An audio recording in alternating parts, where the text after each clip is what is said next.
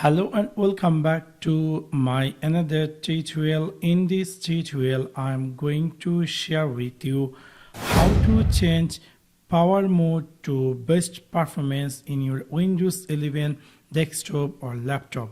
So let's take a look how to do that.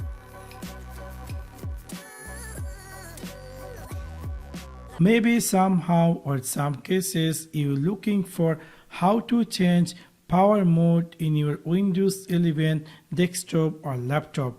In order to do that, it's really very easy and simple.